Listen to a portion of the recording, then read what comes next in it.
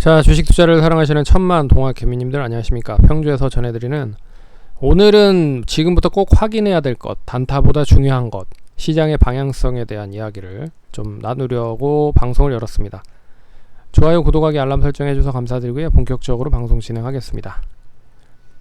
참고로 미국 시장과 유럽 시장이 이틀 연속 좀 지지부진한 흐름을 보이면서 우리나라 시장도 단기적으로 좀 조정이 이어진 모습이 나타나고 있는데, 그동안에 우리 시장 나름 잘 버티면서 상승을 많이 했죠.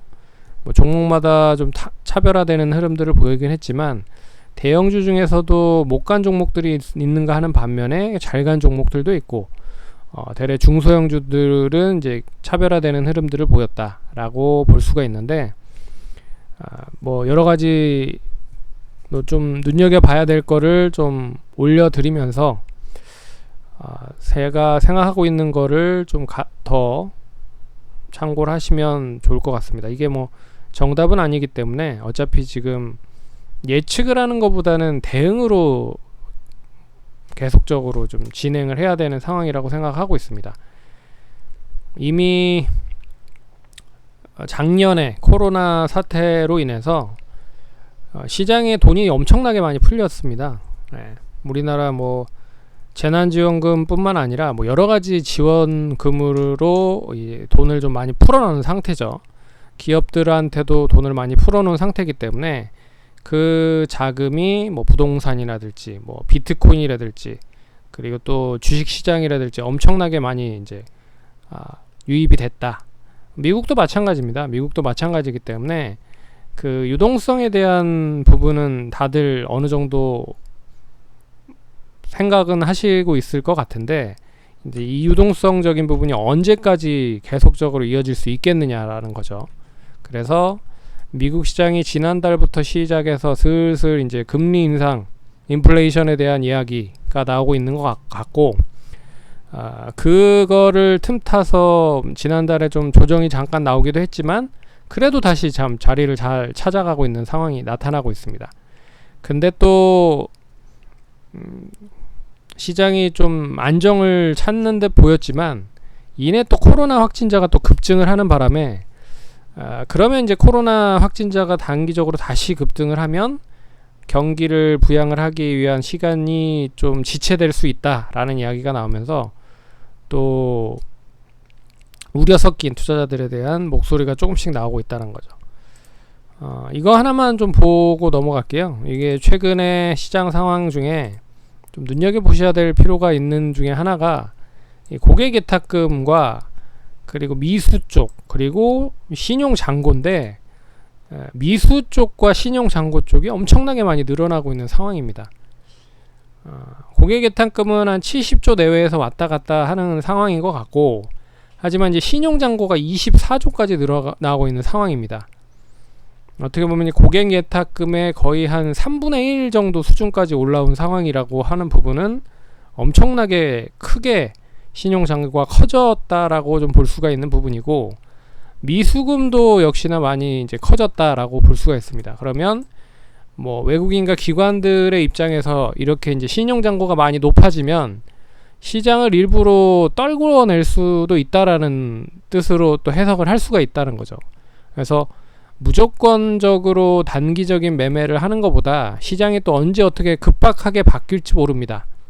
그런 상황을 어느 정도 미리미리 생각을 좀 해 두셔야 된다라고 방송을 좀 열어봤고, 아직까지 시장이 완전하게 하락이다 라고 이야기하기에는 섣부르다. 하지만 미리미리 알아두셔야 될 필요가 있는 부분들을 좀 생각을 같이 해보면서 좀 언급을 해드리려 합니다. 일단 신용잔고와 미수금이 상당히 많이 커졌다라는 거 하나, 그리고 미국 시장에 대한 부분과 유럽 시장에 대한 차트 흐름을 잠깐 보도록 하겠습니다. 이게 이제 독일 시장의 일봉 차트를 볼게요. 일봉 차트를 보시면 이제 독일 시장에 대한 흐름이고요. 이게 이제 다우존스 흐름입니다. 그리고 나스닥 흐름이고, 전반적으로 지금 이제 고점 부근에서 차익 매물이 슬슬 나오기 시작을 했다라는 부분이고, 이게 다시 이제 우상향을 하기 위해서는 자리를 좀 잘 잡고 하락이 좀 진정이 된 상태에서 이제 우상향이 돼야 되겠죠. 이제 이거를 뭐 주봉상이라든지 월봉상으로 전환을 해서 보면 크게 뭐 우려할 부분은 아닙니다. 우려할 부분은 아닌데, 이제 일봉상을 보시면 이제 고점 부근에서 차익 매물이 슬슬 나오기 시작을 하고 있다라는 게 먼저 좀 그렇다라고 하면은 이번에 조정이 한번 대차게 나오면 그러면 상당히 좀 크게 눌렀다 갈 수도 있다라고 볼 수가 있는 부분이죠. 그렇게 해석을 하시는 분들도 있는 것 같으니, 제가 봤을 때도 아직은 조금 더 봐야겠지만 좀 누른다? 그러면 지난번에 이제 다우존스를 기준으로 봤을 때 지난번에 눌러놨었던 선이 33,270포인트입니다. 그럼 여기를 한번 장중에 떨궈내거나 아니면 이 부분을 종가 기준으로 유지를 못하면 이제는 상당히 많이 조정이 나올 수도 있다. 그래서 31,800이나 3만 초반대까지도 3만 뭐 600, 800, 700까지도 조정이 나올 수 있다라는 부분으로 볼 수가 있는 부분이고, 나스닥도 나름 이제 주봉상으로 보시면 갭으로 떨어져서 시작을 해서 이 부분을 다시 빠르게 주봉상으로 회복을 하는지에 대한 여부가 중요할 것 같고, 그리고 1차적으로 이 하락이 좀 진정이 된다라고 하면 못해도 14,000선은 양호하게 좀 유지를 해야 될 필요가 있다.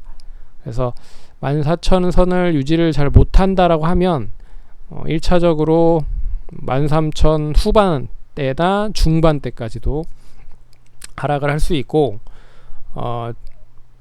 다우지수가 이제 같이 하락을 하면 동반적으로 하락을 할 수도 있다라는 거로 염두를 해 볼 필요가 있다라고 생각을 할 수가 있을 것 같습니다. 그리고 뭐 S&P 500도 이제 다우 나스닥과 비슷한 흐름이고, 그리고 독일도 지금 이 주봉상이거든요. 주봉상이라고 봤을 때 지금 이제 15,000포인트에 대한 유지가 상당히 좀 중요해 보인다. 오늘 뭐 기술적인 반등은 어느 정도 나올 수 있을 거라고 보고 있는데, 만약에 장 초반의 기술적 반등이 추가적으로 이어지지 못하면서 조금 지지할 수 있는 선을 지지를 하지 못한다라고 하면 이제 중요하게 좀 눈여겨 보셔야 될 거리에 있는 포인트에 근접했다라고 볼 수 있는 거죠. 그래서 다우도 나스닥도 S&P도 그리고 뭐 유럽도 마찬가지다라고 볼 수가 있는 부분입니다. 홍콩 지수는 이미 이제 고점 부근에서 좀 차익 매물이 좀 나오는 흐름이기 때문에 그나마 상해 종합보다 홍콩은 별로 좋진 않다 라고 볼 수가 있는 부분이고, 그럼 우리나라 시장에 대한 차트를 한번 보도록 하겠습니다. 일봉상 보시면 일봉상 차트 흐름인데요, 역시 뭐 나름 미국과 그리고 유럽 흐름과 거의 흡사한 흐름이죠. 이걸 주봉상으로 보면 역시나 흡사한 흐름입니다. 크게 아직까지는 우려할 필요는 없다라고 보고 있는데, 이제 지지를 받아야 될 선에서 지지를 못 받는다라고 하면 역시나 추가적으로 좀 조정이 나올 수도 있다. 그게 지난번 저점이 3,188포인트, 오늘 3,000 못해도 200 한 50선 정도는 유지가 됐어야 되는데 유지가 되지 못했기 때문에 결론적으로 그렇다라고 하면 지난번 저점과 그리고 최근에 평균 지지선이라고 할 수 있는 3150 정도는 유지를 해줘야 된다. 만약에 유지가 좀 더디다 라고 하면 역시나 좀 조정을 어느 정도 생각을 할 필요가 있는 시점까지 다가올 수도 있을 것이다 라고 볼 수 있습니다. 근데 이게 이제 미리미리 좀 생각을 해 놓으셔야지, 미리미리 생각을 안 해 놓으시고 막상 대처하려고 하시면 이제 상당히 좀 어렵다라는 거죠. 왜 그러냐면 지금 계속 대부분의 개인 투자자분들이 아마도 이제 단기적인 매매 초점으로 시장을 좀 버티시려고 하셨을 거라고 생각을 합니다. 근데 시장이 이러다가 만약에 뭐 단기적인 조정이 좀 심하게 들어오면 결론적으로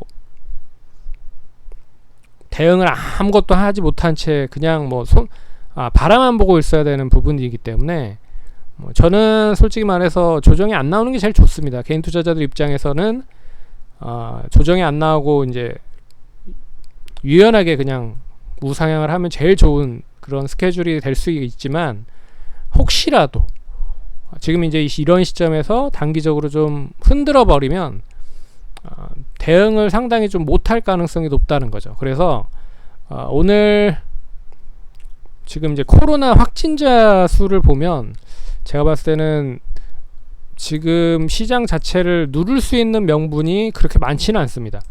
근데 코로나 확진자가 지금 급증을 하고 있잖아요. 그거는 단기적으로 시장을 누를 수 있을 만한 명분이 된다라고 생각을 하고 있습니다. 그래서 지금 이제 세계 현황으로 보면 다시 코로나 확진자가 엄청나게 좀 증가가 되고 하고 있거든요. 보시면 보세요. 미국이 다시 5만 명대로 올라섰고요. 인도도 4만 명대, 그리고 영국도 다시 4만 명대로 올라섰습니다. 이게 엄청나게 많이 좀 증가가 되는 수치거든요.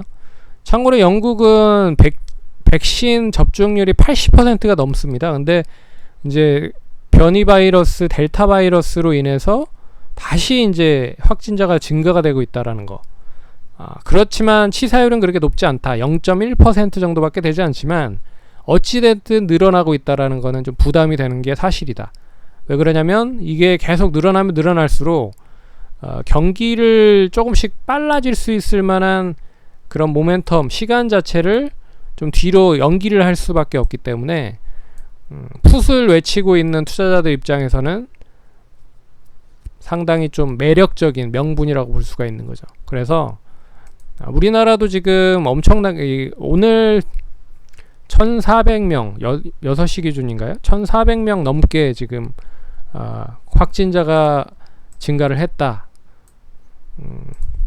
1일 최다 확진자라고 하는데 어찌됐든 그래서 코로나 확진자가 증가를 하고 있다라는 것 자체는 그렇게 좋은 징조는 아니다.